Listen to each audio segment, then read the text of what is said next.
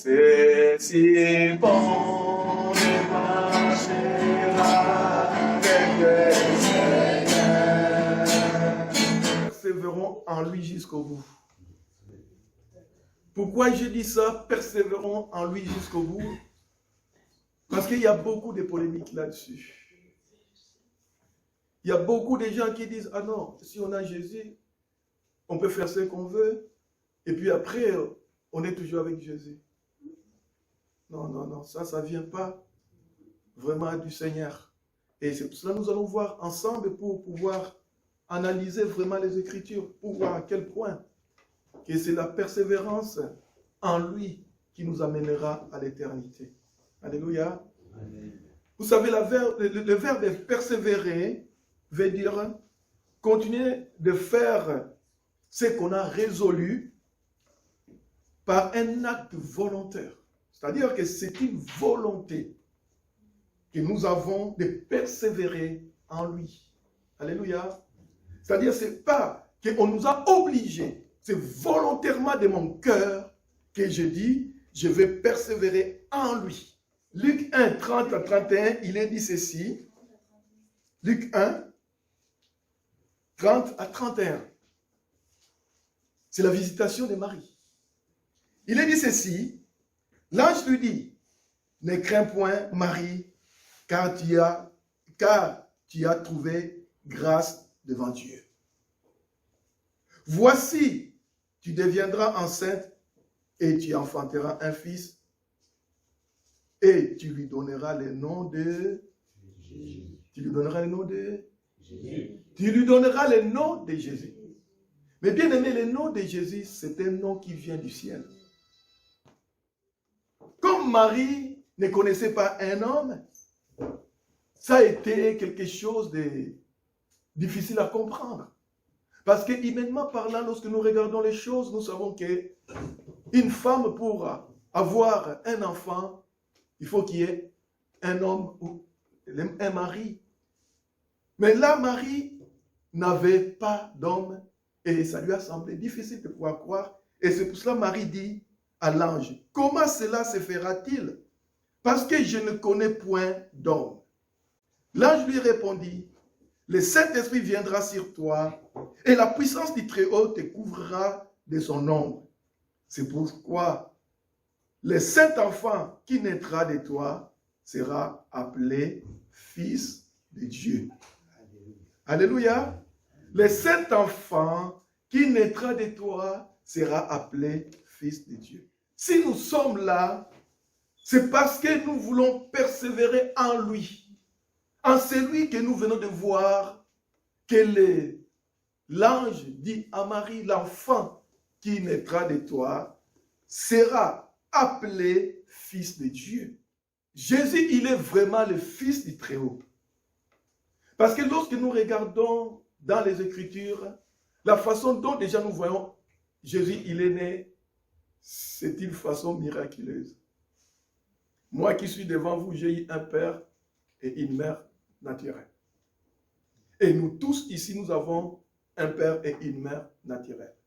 Mais Jésus, lui, c'est le Saint-Esprit qui a fait engendrer Jésus dans le sein de Marie. Et la Bible nous dit dans Colossiens 1, 15 à 19, le Fils est l'image de Dieu invisible, le premier-né de toute la création, car en lui ont été créées toutes les choses qui sont dans les cieux et sur la terre, les visibles et les invisibles, trône, dignité, domination, autorité. Tout a été créé par lui et pour lui. Il est avant toute chose et toute chose subsiste en lui. Il est la tête du corps de l'Église. Il est le commencement, le premier-né d'entre les morts, afin d'être en tous les premiers. Car Dieu a voulu faire habiter toute plénitude en lui. Alléluia. Nous voyons bien ici, il est dit clairement que Dieu a voulu mettre toute plénitude en lui. C'est Jésus seul que Dieu a voulu nous présenter dans le monde pour que nous puissions être en relation avec lui. C'est-à-dire que Dieu a fait reposer toute sa force en Jésus-Christ. La Bible dit aussi, la foi vient de ce qu'on entend, et ce qu'on entend vient de la parole de Dieu. C'est dans Romains 10, 17. Nous savons que la parole de Dieu est Christ lui-même, n'est-ce pas? Vous le croyez ou pas? La parole de Dieu, c'est Christ lui-même, parce que Christ est la parole éternelle de Dieu. Et d'ailleurs, même si nous voyons dans Jean 1, 1, il est dit quoi? Au commencement était la parole. Et la parole était avec Dieu. Et la parole était Dieu. Alléluia. Et lorsque l'apôtre Jean parle de cette parole, il parle de Jésus dans sa divinité. Et d'ailleurs, même je vais vous dire que des 4 évangiles que nous connaissons, ce n'est que l'évangile de Jean qui parle clairement de Jésus, il est Dieu. Alléluia. La parole de Dieu est une semence par laquelle Dieu fait germer par la foi la connaissance de Jésus dans le cœur de chacun de nous. Si je dis la connaissance de Jésus dans le cœur de chacun de nous, c'est-à-dire la connaissance de la parole de Dieu dans nos cœurs. Alléluia. Parce qu'il est dit dans Hébreux 10, 16, « Voici l'alliance que je ferai avec eux. Après ces jours-là, dit le Seigneur, je mettrai mes lois dans leur cœur, je les mettrai dans leur esprit. » Alléluia. Or, nous voyons bien que toute la loi de Dieu est centrée sur sa parole incarnée. Sa parole incarnée, c'est qui c'est? C'est Jésus. La loi de Dieu que nous avons, nous qui sommes des enfants de Dieu, c'est Jésus. Si nous n'avons pas Jésus, nous n'avons pas la loi de Dieu en nous. Il y a des gens qui parlent de l'église, mais lorsque Jésus n'est pas dans le centre de cette église, c'est que cette église n'est pas l'église de Jésus, ce n'est qu'une institution des hommes. Parce que Dieu n'y est pas. Nous venons de voir clairement dans ce passage que nous venons de lire dans Colossiens, c'est Jésus qui est même l'empreinte de Dieu invisible au milieu de nous. L'autre fois, nous avons bien dit que Jésus, son nom c'est Emmanuel. Dieu avec nous. Et si je dis aujourd'hui, persévérons en lui jusqu'au bout, parce que je sais que c'est lui seul qui est capable de nous aider d'aller jusqu'au bout. La parole de Dieu nous dit, le chemin qui amène à la vie éternelle est resserré et étroit. Paix qui le trouve, mais large et espacé, les chemins qui amènent à la perdition. Et ces chemins étroits que nous avons tous qui sommes ici, rentrés, si nous n'avons pas Jésus, nous ne pourrons pas rester sur ces chemins. Il faut que nous soyons en lui, pour que nous puissions rentrer dans ce chemin qui est resserré et qui est difficile. Mais bien aimés, beaucoup de personnes pensent que la vie chrétienne est facile. Parce qu'il y a beaucoup de serviteurs de Dieu, et je vous demande pardon, qu'ils ont fait croire aux gens, crois au Seigneur Jésus, tu gagneras tout, tu auras tout. Ou tu seras heureux dans ta vie. Non, crois au Seigneur Jésus, tu seras sauvé. La Bible nous montre, plusieurs personnes ont marché avec Jésus-Christ. Mais si notre foi n'est pas enracinée en Jésus seul, mes bien-aimés, nous faisons des choses en vain. Et si nous disons à nous-mêmes que nous avons la foi, mais nous ne sommes pas en lui, nous sommes des menteurs. Parce qu'il n'y a pas de demi-mesure. Soit nous sommes en lui pour que notre foi puisse grandir, soit nous ne sommes pas en lui et nous n'avons pas la foi. Lorsque Jésus-Christ a commencé son ministère terrestre, il avait choisi premièrement 12 disciples. Nous pouvons les lire dans Luc 6, 12 à 16. Il est dit ceci.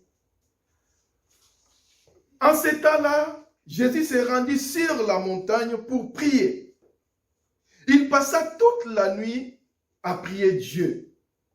Quand le jour parut, il appela ses disciples et il en choisit 12 auxquels il donna le nom d'apôtres.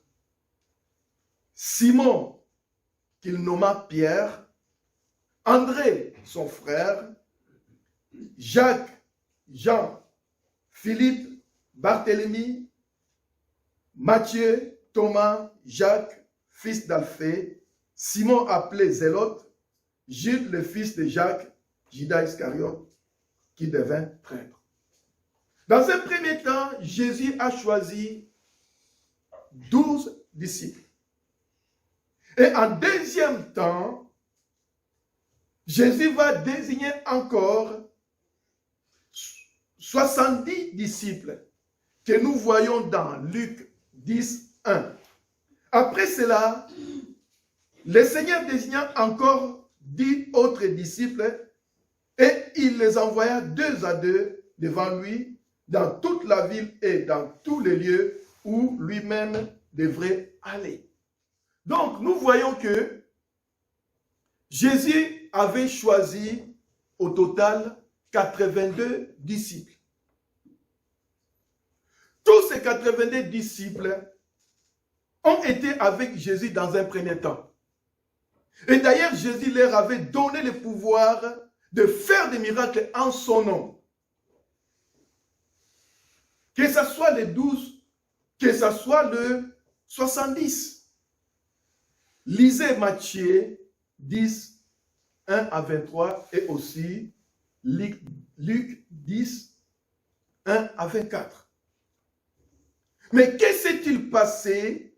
Il y eut un moment où nous voyons seulement Jésus avec les 12. Question que nous nous posons. Pour comprendre cela, mes bien-aimés, lisez tranquillement chez vous l'évangile de Jean, chapitre 6 en entier. Dans ce chapitre 6 de Jean, il y eut une grande épreuve pour tout le monde qui suivait Jésus, que ce soit ses disciples ou cette grande foule curieuse qui était là pour seulement voir des miracles. Jésus, lorsqu'il se promenait, et bien aimé, la Bible nous montre qu'il y avait toujours autour de lui une grande foule. Et dans cette grande foule, il y avait aussi ces disciples que je vous ai dit, il y en avait combien? 82. Il y avait 82 disciples. Cette grande épreuve était de savoir qui était enraciné à Jésus parmi toute cette foule nombreuse qui suivait Jésus. C'est la grande épreuve. Ils suivaient Jésus, est-ce qu'ils le connaissaient vraiment? Non, ils ne connaissaient pas Jésus. Ils n'étaient même pas enracinés en lui. C'est ça que nous allons voir, mes bien-aimés. Dans Jean 6, Jésus parla de la vérité sur lui. Mes bien-aimés, lisons Jean 6, 35 à 40. Jésus leur dit, « Je suis le pain de vie. Celui qui vient à moi n'aura jamais faim, et celui qui croit en moi n'aura jamais soif. Mais je vous l'ai dit, vous m'avez vu et vous ne croyez point. Tous ceux que le Père me donne viendront à moi, et je ne les mettrai pas dehors, et je ne le mettrai pas dehors celui qui vient à moi. Car je suis descendu du ciel pour faire non ma volonté, mais la volonté de celui qui m'a envoyé. Or, la volonté de celui qui m'a envoyé, c'est que je ne perds aucun de tous ceux qu'il m'a donnés, mais que je les ressuscite au dernier jour. La volonté de mon Père, c'est que quiconque voit le Fils et croit en lui ait la vie éternelle, et je les ressusciterai au dernier jour. Ces paroles suscitent des murmures parmi les Juifs et même parmi ses disciples. Voici ce qu'ils disent tous. N'est-ce pas là Jésus, le fils de Joseph, celui dont nous connaissons le père et la mère? Comment donc dit-il, je suis descendu du ciel? Jean 6, 42. Eh oui, nous connaissons son père, nous connaissons sa mère, mais comment il va nous dire de telles choses? Pourquoi Jésus commençait à dire des mensonges? Pourquoi Jésus avait une père terrestre et une mère terrestre? Et même ses disciples ont posé la même question et nous allons voir ça par la suite. Un peu plus loin, Jésus enfonça encore le clou en disant, celui qui mange ma chair et qui boit mon sang demeure en moi et je demeure en lui. Aïe, aïe, aïe, aïe, aïe, aïe, aïe, aïe, aïe. Jean 6, 55. Quoi? Mais cet homme, il est devenu fou. Il nous prend pour des cannibales. Il nous prend pour qui là, pour qu'il puisse dire encore de telles choses. Et nous voyons par la suite dans Jean 6, 60, plusieurs de ses disciples, après avoir entendu dire, cette parole est dure, qui peut l'écouter? Eh, on les a dit quoi? Ce sont des disciples de qui? De Jésus, oui ou non? La Bible nous dit, c'est plusieurs des disciples, de ses disciples. Après l'avoir entendu, ils ont dit quoi? Qui peut l'écouter? Ce ne sont pas là les disciples que Jésus avait choisis. Et même, ils ont dit, dans Luc 10, 17, même les démons nous sont soumis en ton nom. Ce n'est pas ces disciples-là. Est-ce que ces disciples n'ont pas fait le miracle au nom de Jésus? Qu'est-ce qui se passe en ce moment? Et comme Jésus savait dès le commencement ceux qui croyaient en lui et qui ne le croyaient pas, il va dire ceci, c'est l'esprit qui vivifie, la chair ne sert à rien. Les paroles que je vous ai dites sont esprit et vie.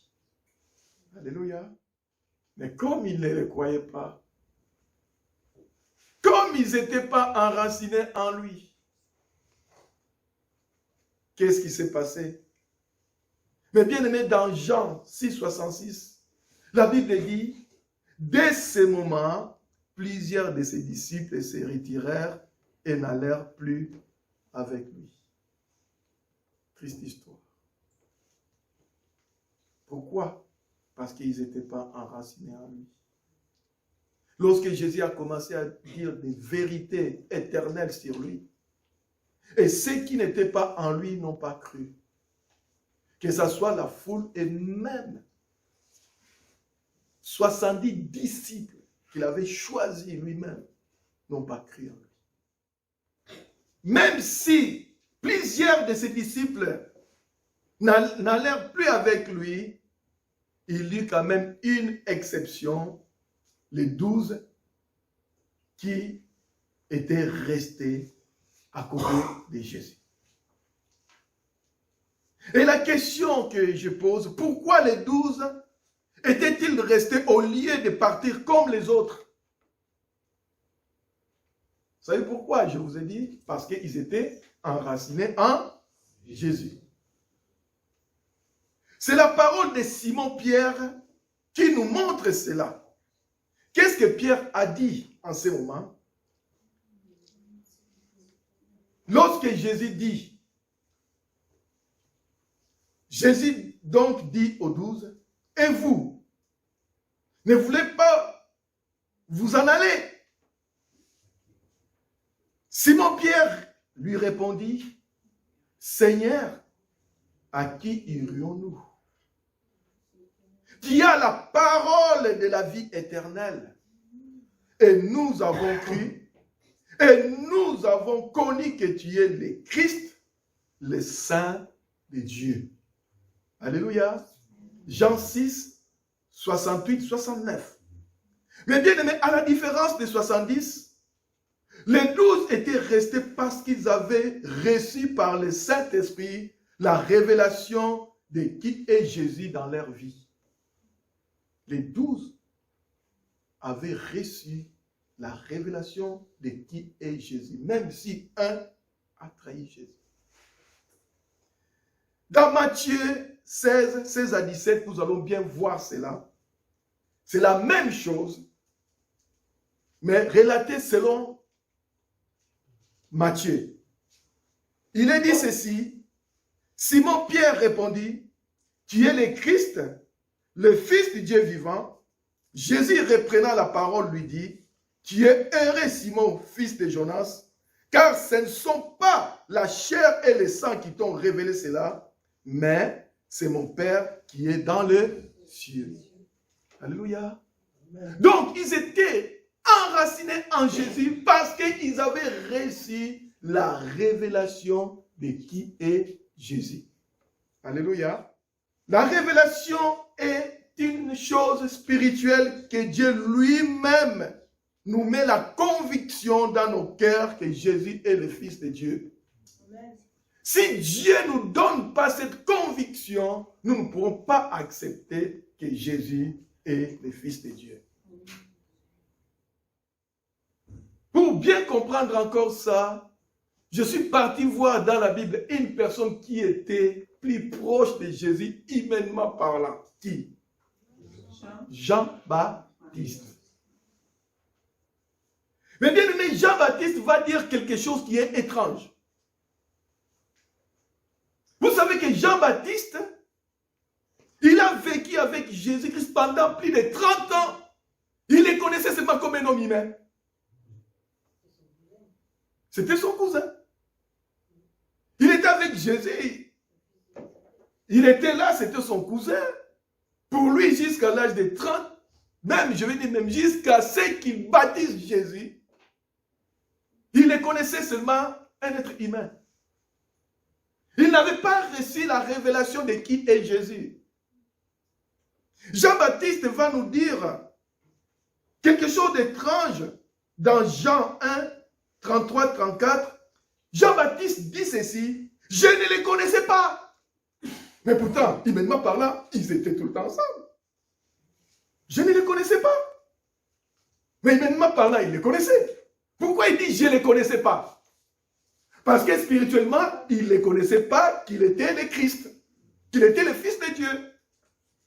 C'est à ce moment il dit, mais celui qui m'a envoyé baptiser d'eau m'a dit, celui sur qui tu verras l'Esprit descendre et s'arrêter, c'est celui qui baptise du Saint-Esprit, et je l'ai vu, je l'ai rendu témoignage qu'il est le Fils de Dieu. Ce n'est qu'en ce moment que Jean-Baptiste a reçu la révélation de qui est Jésus. C'est en ce moment-là que Jean-Baptiste a reconnu que Jésus est le Fils de Dieu. Et je vous dis, mes bien-aimés, cette vision de Jésus, où il y a le Saint-Esprit qui descend sur lui comme une colombe, tout le monde qui était là n'avait pas vu. Il n'y a que Jean-Baptiste qui avait vu ça. Parce que c'était pour lui une révélation pour dire que celui-là est vraiment le Fils de Dieu.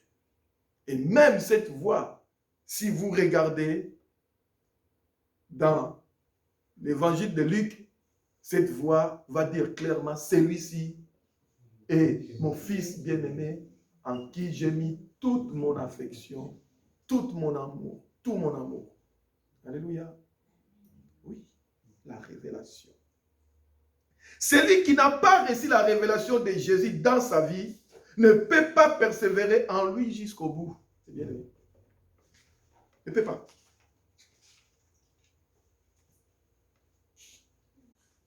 Parce que c'est la révélation dans nos vies de Jésus qui nous amène à persévérer en lui.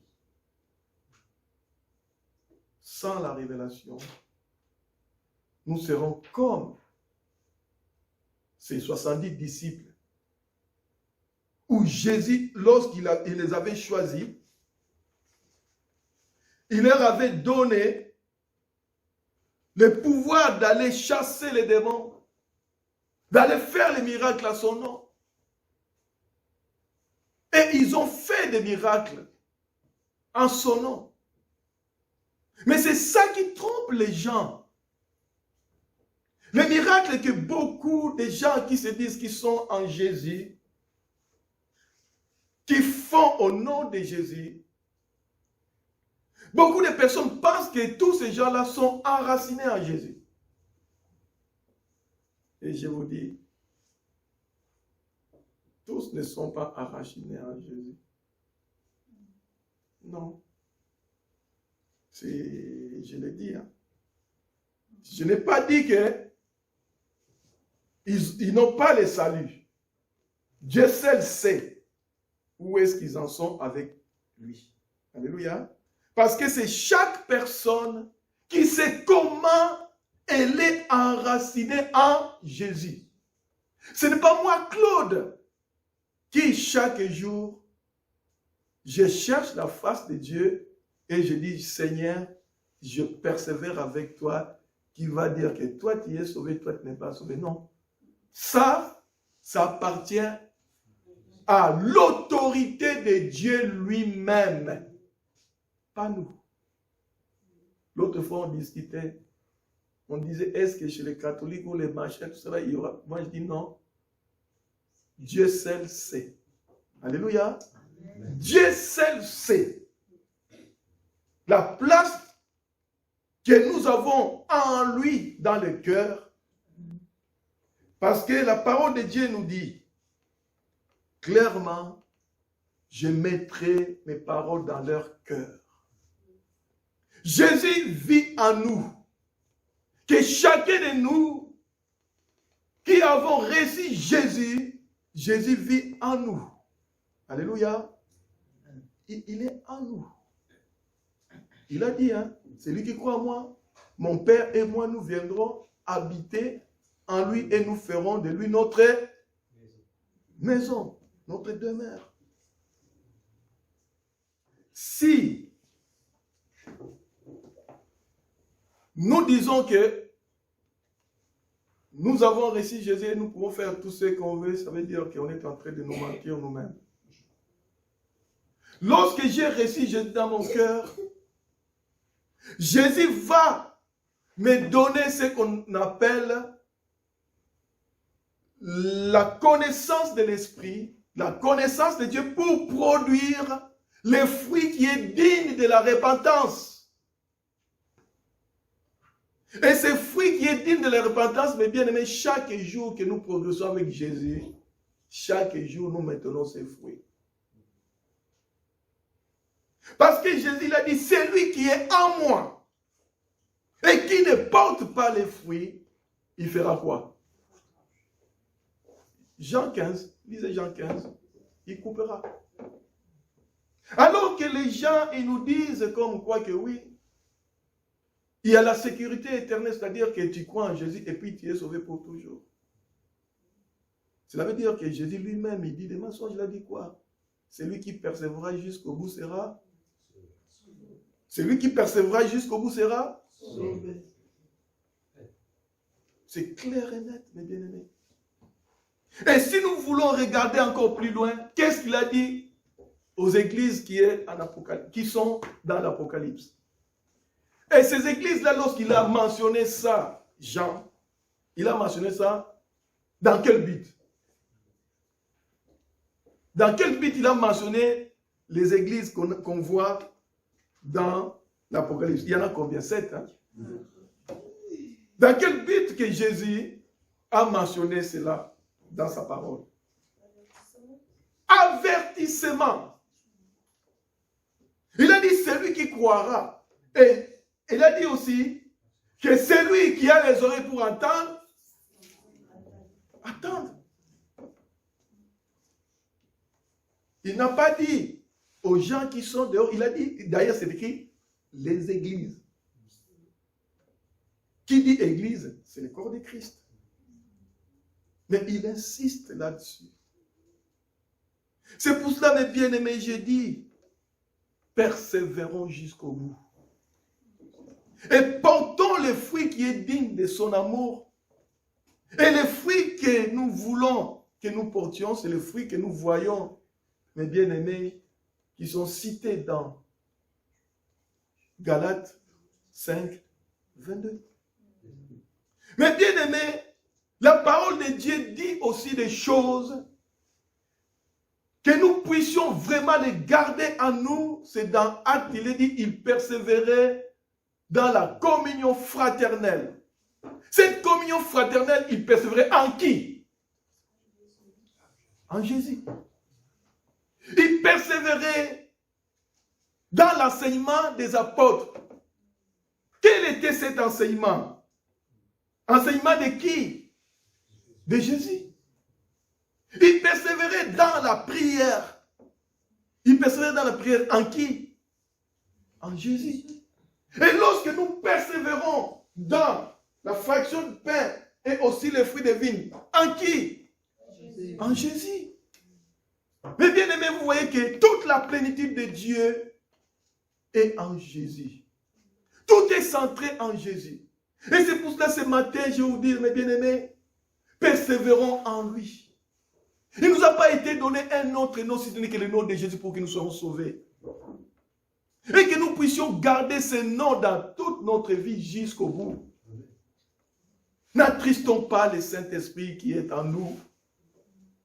Le Saint-Esprit est là, mes bien-aimés, pour que nous puissions glorifier Jésus dans nos vies.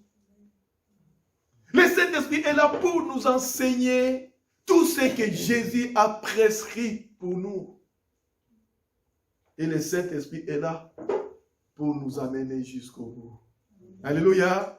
Si on n'avait pas le Saint-Esprit, bien-aimé, on n'allait pas arriver. Heureusement que Dieu a dit, je ne vous laisserai pas seul. Je vous enverrai le consolateur, l'Esprit de vérité, et qui sera avec vous et qui vous enseignera tout ce que je vous ai enseigné. Alléluia. Et c'est pour cela, mes bien-aimés, nous avons la possibilité de pouvoir persévérer en lui jusqu'au bout.